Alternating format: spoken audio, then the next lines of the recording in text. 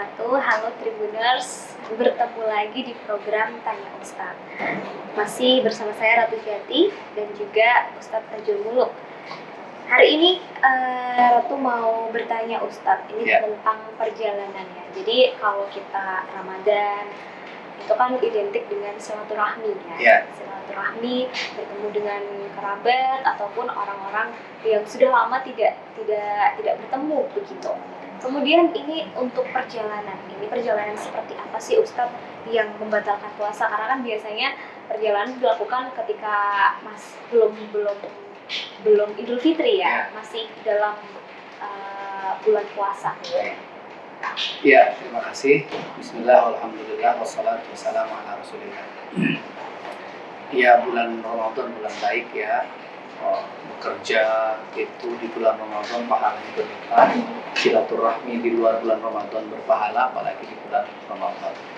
Lalu misalnya perjalanannya jauh. Lalu bagaimana ketika sedang berpuasa? Apakah memilih untuk berbuka atau melanjutkan puasa? Beberapa persyaratan yang harus dipenuhi ketika seseorang melakukan perjalanan dan hendak mengambil jatah rukhsah atau dispensasi.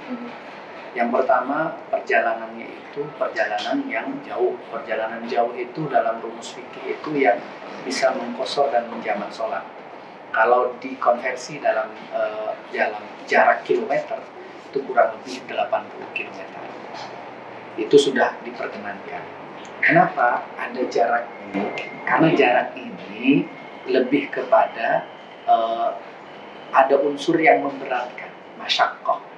Kalau perjalanan itu di dalamnya dirasa ada masyaqqahnya, kita ilustrasinya itu jangan sekarang yang bisa ditempuh dengan alat transportasi modern ya.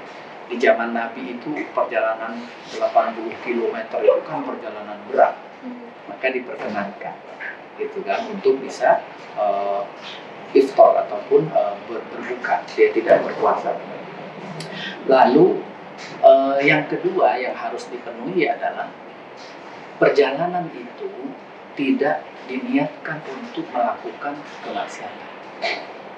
Ya, Allah alam perjalanan mengunjungi siapa gitu yang nanti berpotensi ke sana itu melakukan kemaksiatan, maka dia tidak dapat jatah itu. Ya. Lalu misalnya perjalanan maksiat ya bisa karena mencuri, bahkan mungkin mencuri itu agak ekstrim, korupsi, melakukan kesepakatan yang koruptif, itu juga tidak bisa mengambil jatah karena sama-sama maksiat juga. Tetapi begini, yang perlu kita ketahui bahwa ada pilihan-pilihan. Apakah melanjutkan berpuasa atau dia mengambil jatah rukhsah ini. Catatannya adalah begini, ada 3 pendapat. Yang pertama adalah as-siyamu lahu al-afdhaliyah. Kalau dia melanjutkan puasa dan tidak mengalami kesulitan, seperti sekarang misalnya ke Jakarta, ke daerah lain, yang kalau diukur dengan jarak itu bisa 100, 200, bahkan 500 kilo. Tapi menempuhnya dengan alat transportasi yang nyaman, membuat dia tidak tersiksa. Nah ini lebih utama dia tetap melanjutkan puasanya. Idza kana as-siyam la yashukku ala al-musafir. Ini menurut jumhur atau mayoritas ulama dari kalangan ulama Hanafiyah, Malikiyah, dan Syafi'iyah. Lalu ada pendapat yang kedua, al-iftar lahu al-afdhaliyah. Bagi si musafir ini perjalanan jauhnya itu dia kalau memilih untuk berbuka itu juga menjadi afdol untuk dia. Afdol bagaimana? Afdol karena idza syaqqa 'alal musafir as-siyam. Kalau perjalanan itu menyiksa dia, memberatkan dia, maka silahkan dia memilih yang lebih utama bagi dia adalah berbuka.